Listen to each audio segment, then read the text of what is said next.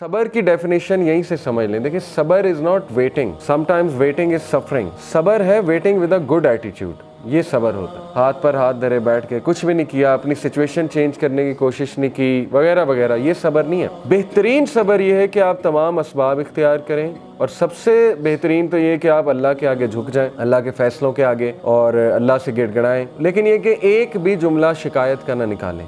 یہ اصل میں صبرن جمیلہ ہے, دا بیوٹیفل پیشنٹ. حضرت مریم کی سٹوری دیکھیں, ان کے منہ سے ایسے الفاظ نکل گئے, یعنی وہ اتنی زیادہ پین میں تھیں. حضرت یعقوب, انہوں نے ایک بھی موقع نہیں ہے قرآن میں, ایک آپ کو ان کے ایک سینٹینس بھی نہیں ملے گا جہاں انہوں نے کوئی ایسا جملہ کہا ہو کہ انہیں اللہ سے شکایت. حضرت یعقوب کا ٹیسٹ جو تھا نا, وہ اولاد سے ریلیٹڈ تھا. اولاد کی آپس میں نہیں بنی, اولاد کی کا آپس میں حسد پیدا ہو گیا, تو ہر ٹائم وہ یہی مینیج کر رہے ہوں گے. How good a father he was, کہ انہوں نے اس کو مینیج کیا پراپر. لیکن یہ کہ بچوں نے ظلم کیا, ان کے بچوں نے, 11 جو بیٹے تھے. اسی طرح حضرت یوسف کا ٹیسٹ کیا تھا؟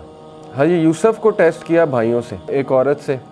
حضرت یوسف کو قید کا ٹیسٹ بھی تھا. تو حضرت یوسف کو بھی طرح طرح اللہ نے ٹیسٹ کیا. لیکن again at the end of the day آپ دیکھیں کہ آج ان کا ایک مقام ہے. حضرت نوح کا بیٹا ہدایت پہ نہیں تھا, کافروں میں سے تھا, پیچھے رہ جانے والوں میں سے تھا, ڈوب گیا.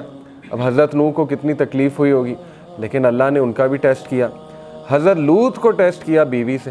حضرت ایوب کی مثال ہے, بیماری سے آزمایا, اور وہ کوئی چھوٹی بیماری نہیں تھی, 15-20 سال کی بیماری تھی.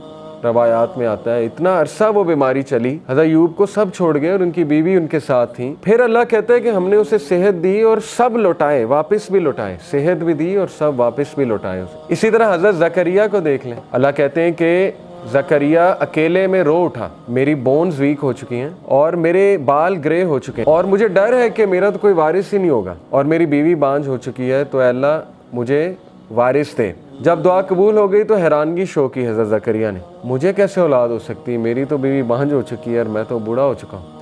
تو فرشتے نے کہا کہ اللہ کے لیے کوئی مشکل نہیں ہے. تو بات وہی ہے نا کہ جیسا اللہ سے ایکسپیکٹ کیا ویسا اللہ سبحانہ و تعالیٰ نے دیا. اسی طرح ابراہیم علیہ السلام کو آپ دیکھیں. ابراہیم علیہ السلام کو اللہ کہتے ہیں کہ ہم نے طرح طرح آزمایا, کہ ہم نے اسے ہر ٹیسٹ میں کامیاب پایا, یعنی وہ ہر ٹیسٹ میں سکسیسفل ہوا. ابراہیم علیہ السلام کو اللہ نے اولاد میں ڈیلے سے آزمائش کی. 86 سال کی عمر میں جا کے انہیں یہ بشارت ملی کہ آپ کو اولاد ہوگی. بیٹا دے گے, پھر بیٹے سے بھی آزمایا. یعنی آپ دیکھیں اتنا لیٹ ایک تو بیٹا ہوا, اس کے بعد کہا کہ اس کو ذبح کر دو, یعنی اللہ کی راہ میں اس کو قربان کر دو.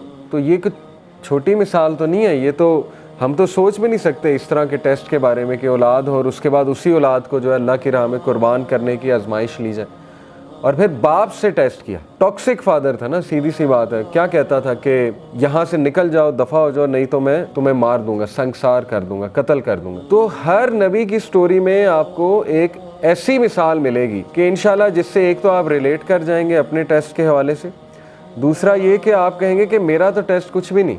انبیاء کو تو کس لیول پہ اس کا پیرامیٹر کیا تھا اس ٹیسٹ کا, وہ تو ہم سوچ بھی نہیں سکتے. آپ سوچیں کہ اللہ نے انبیاء کو رشتوں سے بھی ٹیسٹ کیا, سچویشن سے بھی ٹیسٹ کیا, لوگوں سے بھی ٹیسٹ کیا, لیکن سورہ انبیاء میں اللہ نے سب کے بارے میں فرمایا کل من الصابرین, all of them were Sabireen, all of them were patient. یہ تعریف کی ہے اللہ نے. ذوالکفل کا ذکر کیا, اسماعیل کا ذکر کیا, ابراہیم کا, نوح علیہ السلام کا, لوط علیہ السلام کا. تو اس لیے یہ تمام جو کیریکٹرز آپ کو نظر آ رہے ہیں نا, اللہ نے کہا کل من الصابرین, all of them were patient. اللہ کے نبی نے فرمایا کہ جو کوئی بھی صبر کرے گا اللہ اسے صبر دے دے گا. صبر کرنا پڑتا ہے, صبر پریکٹس کرنے سے آتا ہے, اور صبر سے بہترین چیز انسان کی زندگی میں ہو ہی نہیں سکتی.